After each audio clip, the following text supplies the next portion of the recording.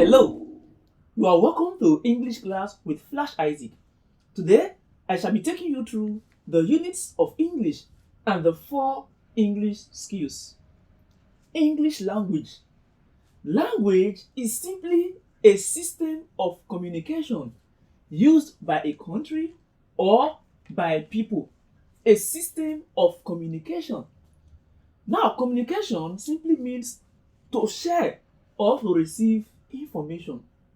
And information are facts learned, received, or facts shared. Now, language is a system of communication, which means the English language simply means to communicate in English. Language is used by a country or a community. If you are born into a place and you have a particular language used in that place, it simply means that that is your native language. To some person, English is their language. For example, if you are from England, you simply say that English is the language of those in England. For some persons, English is not their native language. They need to learn English. Therefore, if you are learning English, English is therefore a second language to you. You therefore say that I am learning English as a second language.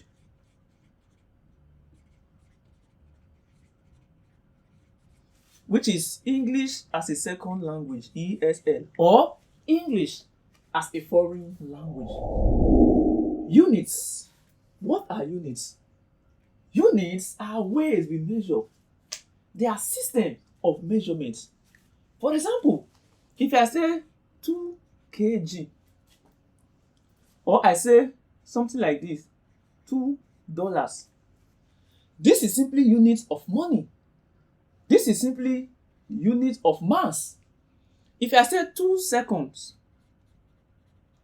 it simply means we are referring to time. So the units of time are seconds, minutes, hour, day, year, and so on. You have up to decades, century. These are units of measurement. And every subject have their unit. Even life has its units. The unit of life is the cell.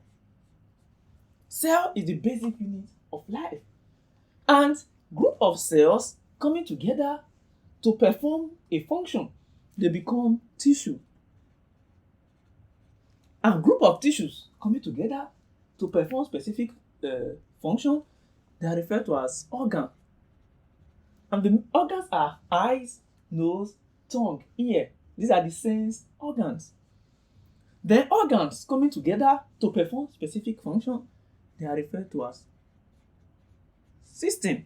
In the body, you have digestive system, excretory system, respiratory system, and more. English is not left out. English is a build-up, and it starts from letter. Letter. In English, we have 26 letters. 26 letters. And these letters are referred to as the English alphabet. So everything you learn in English, you speak, you listen, they are a combination of these 26 letters. And the 26 letters are A, B, C, D, E, F, G, H, I, J, K, L, M, N, O, P, Q, R, S, T, U, V, W, X, Y, Z. 1, 2, 3, 4, 5, 6, 7, 8, 9, 10, 11, 12, 13, 14, 15, 16, 17, 18, 19, 20, 21, 22, 23, 24, 25, 26. And this representation of the English letters is referred to as the uppercase or capital letter. We can represent them in small letters. In that case, you simply have A, capital letter A, small letter B, capital letter A, small letter A, capital letter B, small letter B, then C, D, E, F, G, H, I, J, K, L, L, M, N, O, P, Q, R, S, T, U, V, W, S, Y, Z. These are the lower cases. And these letters are further divided into vowels. Vowels and consonants. Vowels and consonants. Vowels are letters you pronounce with your mouth or tongue fairly open, while consonants, on the other hand, you pronounce them with your tongue fairly closed or mouth fairly closed. Look at this. A, B, C, D. A, B. You notice that in A, your mouth is fairly open. B, your tongue is fairly closed. That is vowels and consonants.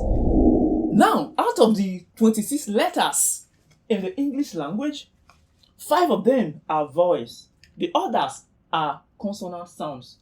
Vowel sounds or vowels are words we pronounce with our mouth fairly open. Consonants are words we pronounce with our mouth fairly closed. So the vowel sounds are A, E, O, U, or A, E, I, O, U. These are the vowel sounds. From letters, we move to word or words. Words or a word simply mean or refer to group of letters that make sense, bringing letters together to give us a complete sense. For example, in the English letters, we have A to Z, which are 26 letters. If I say boy, this is combination of 3 letters and it makes sense. B-O-Y, boy. If I say school, 1, 2, 3, 4, 5, 6. This is a combination of 6 letters to give us something that makes sense. Which means when a group of letters come together to perform a specific function or to make sense, we refer to them as words. In English, we have from 2 letters, you can make up words. We have 2-letter words, 3-letter words, 4-letter words, 5-letter words, and so on. You get to a point where you get to compound words. 2 words, different words coming together to make sense, to give us a meaning. We shall get there soon. Now look at something. If I say on, O-N, it's a word, 2 letters. I-T, it, it is. A-M, am, I am. Boy, 3 letters. Load, 4 letters. And so on. These are words. And now, the classification of words based on function is referred to as parts of speech.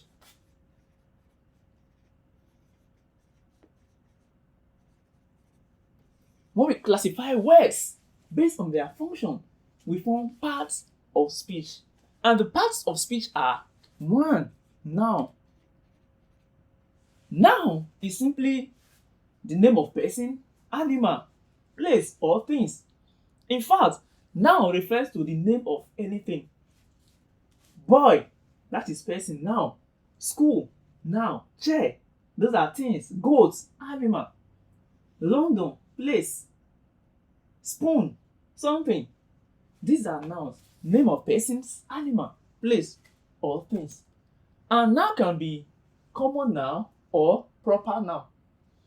Proper noun refers to the name of a particular person, a particular place, or a particular thing. not general. If I say spoon, it's general. If I say the boy is coming, it's general. But if I say John or London, then I'm referring to a particular person or a particular place. And proper noun, they must start with capital letter. You can't write the name of person starting with small letter. You can't say Isaac. No, because this is the name of a particular person. You say I-S-A-A-C, capital. You can't write America as no. You say America. In essence, noun refers to name of persons or noun refers to person, animal, place, and things. Then you have pronoun. Pronoun or pronouns are words we use instead of a noun to avoid repetition. For example, if I say Isaac says Isaac is coming. Isaac says Isaac is coming. That is repetition. Instead, you say Isaac says that he is coming. That he is used instead of Isaac, and he is used to refer to Isaac. So that is pronoun. He is coming instead of saying John is coming. She is coming instead of saying Anita is coming. So that is the function of pronoun. And another part of speech we have is adjective. Adjectives are words we use to qualify noun. They qualify noun or tell us about noun. For example, if I say John is fat. John is fat. Now, this is the adjective. It is trying to qualify John. John is fat. John is a brilliant student.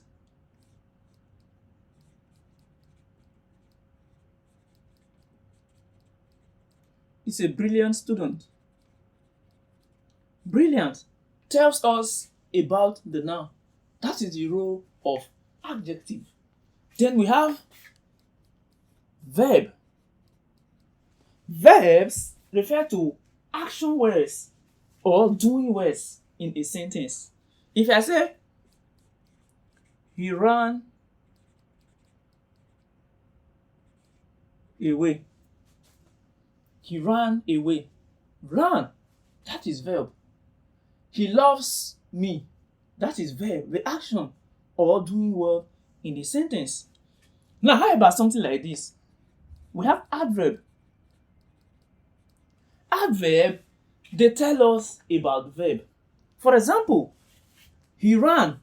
If ran or run is a verb, what if I say he ran slowly? He was beaten mercilessly. So this tells us about the verb slowly. That is adverb. Then we have preposition. Preposition are words that show the relationship between noun and pronoun. If I say I am going to Spain. To, this is the preposition. It shows the relationship between noun and it can show the relationship between nouns or the relationship between nouns and pronouns. We have conjunctions. Conjunction, these are joining words. They join nouns, noun phrases, or sentences. If I say Ruth loves chocolate and chips. Ruth loves chocolate. It makes sense, right? Then chips. This word is used to show relationship between Ruth loves chocolate and chips. So this is the conjunction to join them. Ruth loves chocolate and chips. It makes a lot of sense. Then we have 8, interjection. This is the last part of speech. Interjection, they are used to express sudden feelings or emotional feelings. Oh, Ah, wow. So these are interjections. With this, we've been able to explain word as unit of English. Phrase refer to group of words or words that don't have the subject verb component, or they don't have the subject and predicate components. Meanwhile, clauses, they contain the subject and predicate. However, they may or may not make complete sense. Meanwhile, sentence, on the other hand, is the biggest unit of English or of language. Sentence refer to group of words that make complete sense. That make complete sense. That is what differentiates sentence and clause. Sometimes a clause may not make complete sense. Sometimes it makes a complete sense. Meanwhile, sentences must always make complete sense. They will always start with capital letter and end with full stop. There are many things to learn under phrase, clause, and sentence, but the scope of this class is for you to know the units of English, what they are, not the deeper part of them, because the deeper parts of them will be treated soon as a topic on their own. Now look at something. If I say Mr. Silas is teaching algebra to students, it makes a lot of sense, right? Yes. If I say monkeys are destroying the garden, it makes a lot of sense. That is sentence. In fact, in this class, I've used so many sentences. This is the reason a lot of things make sense to you. Now look at this. If I say Mr. Silas is teaching algebra to students, Mr. Silas is the one performing the action. So therefore, it is the subject. This is the subject. Now, what is the action being carried out? What is Mr. Silas doing? Mr. Silas is teaching. So teaching is the action. You can say the verb. Verbs are action word. Now, the action Mr. Silas is taking or is carrying out is teaching. What is this action being carried out on? What is this action being carried out on? If I say he is killing the dog, he is the subject performing the action. The action or the verb is killing. The dog is the one being killed. So the dog is what is receiving the action, is the object. Object is the person or the thing receiving the action. So in this case, algebra is the one receiving the action. It is being taught, is the receiver of the action. So a complete sentence has a subject, verb, object, or a subject and predicate. It must make a complete sense. And what is predicate? Predicate is what is being done. Mr. Silas, what is he doing? Teaching. So his teaching is the predicate, what the verb is doing. Monkeys are destroying the garden. What are monkeys doing? They are destroying. So this is the predicate. Monkeys are destroying. Monkeys are destroying. So here is simply subject, predicate. It may or may not make complete sense, but so long it has subject and predicate, then it is going to be a clause. Now, examples of phrase are the leader of a group. The leader of a group. What did the leader do? The red ball. Okay, you expect more. What happened to the red ball? No. Best friend. Okay, best friend what? You see? So they don't make complete sense. They don't have predicate. And clause examples are, you are my best friend. It makes sense. You are my best friend. It contains the subject and the predicate. You are verb, my best friend, are my best friend. Indians are religious. Indians, subject, are verb, religious. I went to school. I went to school. So they may or may not make complete sense. If I say I went to school, it is understandable. However, to do what? What happened in school? The English skills. We have 4 language skills. For you to say you are good at something or you are fluent at a particular language, you must have high level of listening, speaking, reading, and writing. These are the 4 skills you must possess to show that you are good at a particular language, or you are learning a particular language very well. If you are sitting for international exams like IELTS, TOEFL, and more, you'll be tested under these skills to show that English as a second language or English as a foreign language is under your control. Now, listen, this is input. Speaking, this is output. Output. Reading, this is input. Writing, this is output.